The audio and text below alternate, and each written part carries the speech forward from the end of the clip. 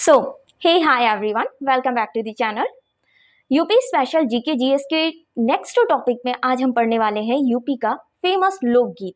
किस किस जिले में किन कौन कौन से यूपी के कौन कौन से क्षेत्र में कौन कौन से लोकगीत गाए जाते हैं और वो क्षेत्र किस लोकगीत के लिए फेमस है, ये आज के टॉपिक में हम पढ़ने वाले हैं। इससे पहले वीडियो में हमने देखा था यूपी राज्य के मेले, यानी किस राज्य में यूपी राज्य के कौन से क्षेत्र में सबसे अधिक मेले मनाए जाते हैं और कौन से क्षेत्र में सबसे कम मेले होते हैं और कौन सा कहाँ पे मेला मनाया जाता है। साथ ही हमने इससे पहले वाली वीडियो में हमने वार्षिक उत्सव देखे थे कि किस किस शहर में कौन सा वार्षिक उत्सव मनाया जाता है, जैसे राम बारात उत्सव आगरा में, कंपिल उत्सव फर्रुखाबाद में, वेरी इंपॉर्टेंट हो जाता है। तो उसी तरह आज यूपी के नेक्स्ट जीके जीएस टॉपिक में आज हम यूपी के लोकगीत पढ़ेंगे। साथ ही हम देखेंगे यूपी के लोकगीत के बाद हम फेमस व्यक्तित्व के बारे में पढ़ेंगे, और भी कई लोग हैं इनका नाम, और कुछ फिल्म के बारे में हम देखेंगे। ठीक है, तो आइए शुरू करते हैं और यूपी के फेमस लोकगीत के बारे में पढ़ते हैं। तो देखो, आल्हा हरदौल, पवारा, इसूरी फाग, ये जो लोकगीत हैं ये बुंदेलखंड क्षेत्र में मनाए जाते हैं, वहां पे गाए जाते हैं, नॉट मनाए जाते हैं, गाए जाते हैं। ठीक है, बिरहा, बिरहा आप लोगों ने सुना होगा। अगर आप वाराणसी, यूपी, मिर्जापुर इस क्षेत्र के आसपास रहने वाले तो आप लोगों ने बिरहा सुना ही होगा अक्सर। अगर मैं अपनी बात करूं, हमारा प्रयागराज में हमारे जो पापा लोग हैं, दादा लोग हैं, वो लोग बिरहा अक्सर सुनते थे, उनको बिरहा बहुत पसंद है। तो बिरहा जो है ये पूर्वांचल में पूर्वांचल के स्पेशली वाराणसी के लिए बिरहा फेमस है। ठीक है, हालांकि बिरहा जो है ये यूपी के प्रयागराज में भी चलता है। बिरहा आपका वाराणसी और मिर्जापुर दोनों में होता है, लेकिन सबसे ज़्यादा वाराणसी में होता है, याद रखना। देन वहाँ पे कजरी की बात करते हैं तो कजरी जो है ये भी पूर्वांचल क्षेत्र में ही गाया जाता है, लेकिन मिर्जापुर स्पेशलिस्ट। ठीक है, कजरी सबसे ज़्यादा मिर्जापुर में होता है और उसके बाद वाराणसी में भी गाया जाता है।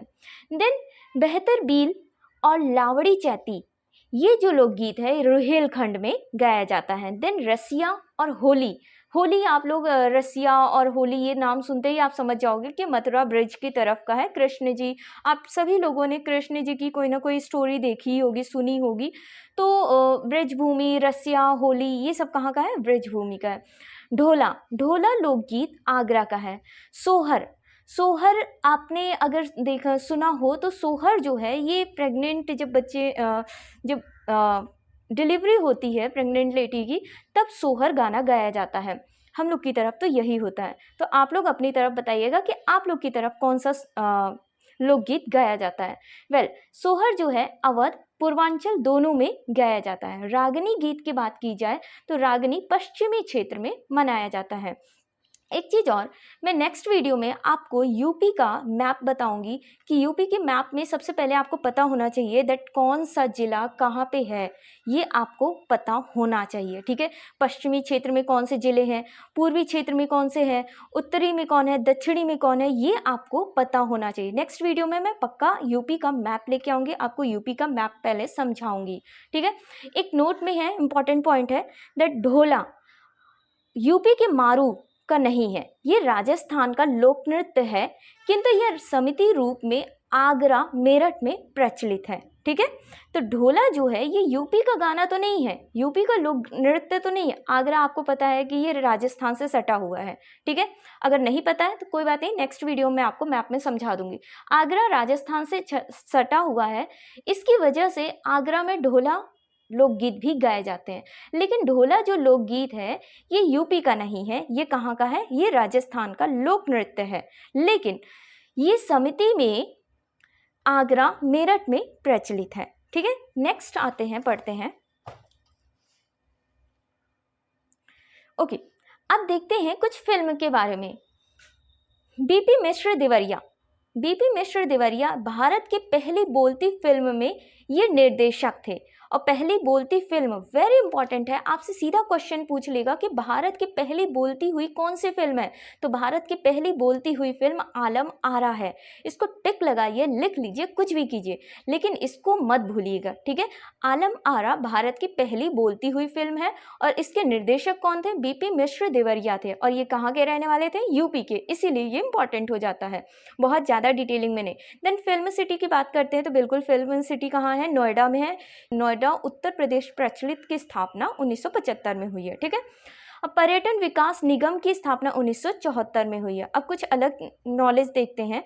तो मोतीलाल नेहरू बाल संग्रहालय ये कहाँ पे है? ये लखनऊ में है। भारत कला भवन कहाँ पे है? वाराणसी। वहीं बौद्ध और जैन दोनों का प्रसिद्ध तीर्थ कौशाम्बी में है। कहाँ पे है? कौशाम्बी में। ये आप लोगों ने हिस्ट्री में कई बार पढ़ा होगा, ठीक है। एक चीज़ और मैं आपसे पूछना चाहूँगी, क्या आप इंटरेस्टेड हो मुझसे हिस्ट्री, ज्योग्राफी और अदर सब्जेक्ट पढ़ने के लिए? अगर इंटरेस्टेड हो तो मुझे बताओ। मुझे जहाँ तक लगता है, मैं इतने टाइम से वीडियो अपलोड कर रही हूँ, आई थिंक बच्चे इंटरेस्टेड नहीं है शायद पढ़ने के लिए, या फिर क्या है, आई डोंट नो क्या है, कोई रिस्पॉन्स नहीं आ रहा है। तो मैं कहीं ना कहीं डिमोटिवेट हो जा रही हूँ, उसके लिए आई एम सो सॉरी। मुझे प्लीज़ थोड़ा सा मोटिवेट करने के लिए मुझे गाइड करो। क्या आप लोग आगे पढ़ना चाहते हो कंटिन्यू किसी नए टॉपिक पे? अगर कोई टॉपिक आपको नहीं समझ में आ रहा है, टीचिंग से रिलेटेड कोई भी टॉपिक नहीं समझ में आ रहा है, जीके जीएस से रिलेटेड, तो मुझसे प्लीज़ गाइडेंस आप ले सकते हो, मैं आपको गाइड कर दूंगी, ठीक है। वेल, अब बात करते हैं कुछ महत्वपूर्ण व्यक्तित्व की। अमीर खुसरो। अमीर खुसरो जो हैं ये यूपी के एटा जिले से हैं, ठीक है। एटा वर्तमान में कासगंज पटियाला गांव का रहने वाले थे। ख्याल गायकी का विकास किया था इन्होंने। सितार वादक और तबला वादक के आविष्कारक हैं अमीर खुसरो। तो ये हमारे उसमें आते हैं ना, साहित्य के लिए बहुत इंपॉर्टेंट हो जाते हैं। इनकी आप प्रमुख पुस्तकें, प्रमुख रचनाएं जरूर याद रखिएगा। वेल, स्वामी हरिदास की बात करते हैं। तो स्वामी हरिदास ये अलीगढ़ के रहने वाले थे। इनके दो शिष्य थे। कितने? दो शिष्य।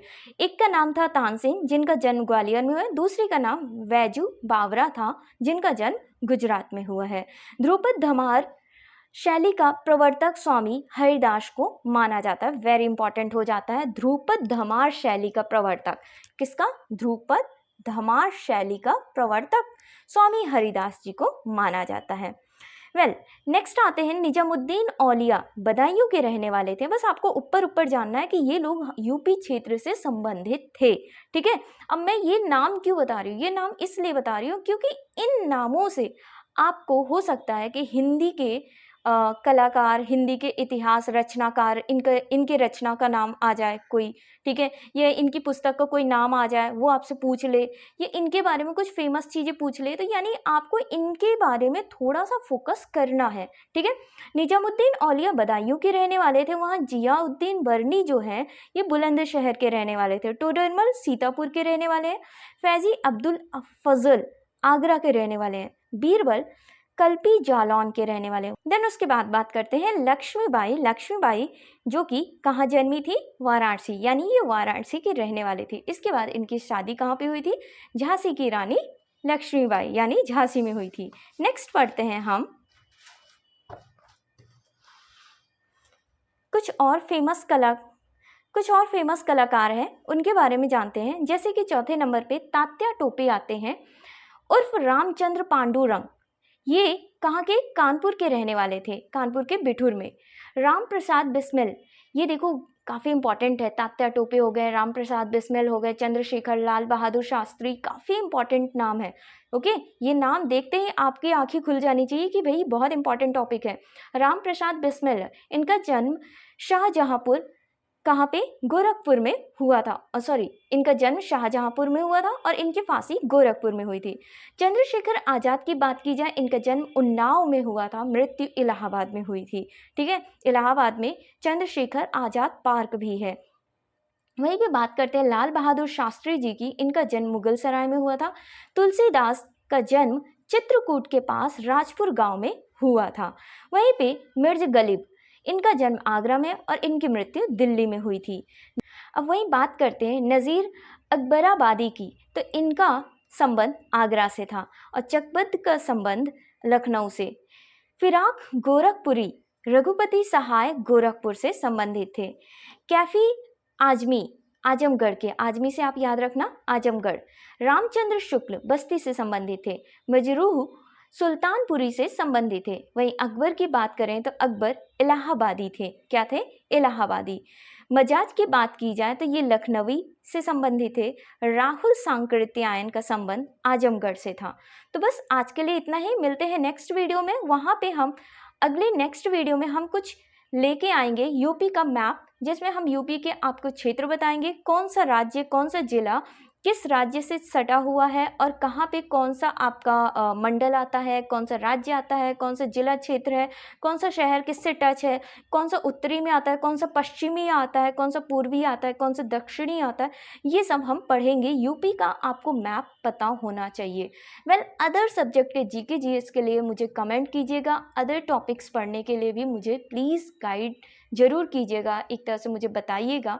मेरे पास नॉलेज बहुत है, मेरे पास कंटेंट सब सारे सब्जेक्ट का है, पर आपको पढ़ने में इंटरेस्ट होना चाहिए। आप साथ दोगे तो मैं आपको सब कुछ पढ़ाऊँगी।